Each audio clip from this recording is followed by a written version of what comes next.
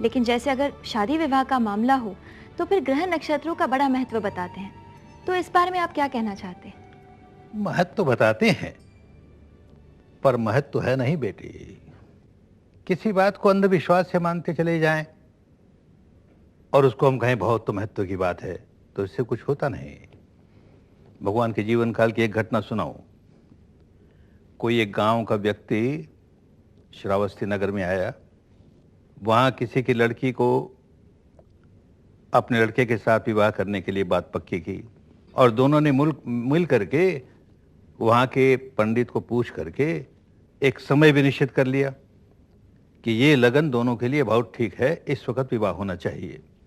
अब वो गांव का आदमी अपने गांव गया और उसका जो घरेलू ज्योतिषी था उसे कहा कि मैं अपने बेटे का संबंध निश्चित करके आया हूं और ये लगन का समय निश्चित हुआ, विवाह का समय निश्चित हुआ है, आप क्या कहते हैं? उसको बुरा लगा कि निश्चित भी कर लिया, अब पूछने मुझसे आया है। तो उसने कहा देख बहुत खराब है, वो लगन बहुत खराब है दोनों के लिए। उसके 2 दिन बाद का लगन सबसे अच्छा है, उसमें करो। अब उन दिनों आपस में जो आने जाने में बहुत समय लगता था, तो उसने निश्चित तो क्या 2 दिन बाद करूंगा, लेकिन जब बेटी वालों को सूचना भेजी वो उस दिन पहुंची जिस दिन की विवाह होने वाला था। अब उसे कहा गया कि आज नहीं, विवाह 2 दिन बाद होगा। तो उसके ज्योतिषी ने कहा अरे नहीं नहीं, इसका विवाह आज ही होना चाहिए, नहीं होगा तो बड़ा अमंगल हो जाएगा। तो क्या करे बेचारा, नगर के किसी दूसरे लड़के से उसका विवाह कर दिया। अब 2 दिन बाद उनके बारात आई, विवाह तो हो चुका। अब उसने भले हल्ला गुल्ला किया, लड़ाई झगड़े किए, अब क्या होना, लड़की तो पराई हो गई, क्या होगा, अपना समूह लेके चले गए।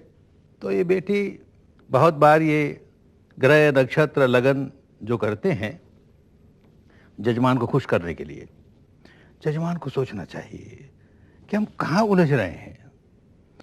कितने ही ग्रह नक्षत्र लगन कुंडली देख करके विवाह करने के बावजूद भी क्या रिजल्ट आते हैं? वशिष्ठ जैसा महर्षि और विद्वान राम और सीता की विवाह की कुंडली मिलाकर के विवाह कराया, क्या परिणाम हुआ? जंगल में भटकते फिरे और सीता बेचारी पराये पुरुष के घर बंद नहीं रही और लौटकर आए भी तो सुख से कुछ दिन भी अपने महल में नहीं रह पाई कि फिर वनवास मिला। कितना दुखंत दर्दनाक अंत हुआ। और राम भी सारे जीवन विधुर का सा जीवन जिया। तो क्या हुआ वो कुंडली का मिलाना। गुरुजी, हम अगर ग्रह नक्षत्रों पर विश्वास ना करें, शकुन अपशकुन ना माने, तो फिर हमारा सही मंगल क्या है? यही समझना चाहिए ना बेटी, सही मंगल हमारे सत्कर्म हैं। जैसे कहा मैंने कि जिस समय हम वाणी से, शरीर से और मन से कोई सत्कर्म कर रहे हैं, हमारे लिए वो सबसे अच्छा मुहूर्त है। जिस समय हम दुष्कर्म कर रहे हैं वाणी का, शरीर का या मन का, हमारे लिए वो बड़ा बुरा मुहूर्त है, बड़ा अमंगल होगा। बस इसको महत्व दे तो काम बन गया।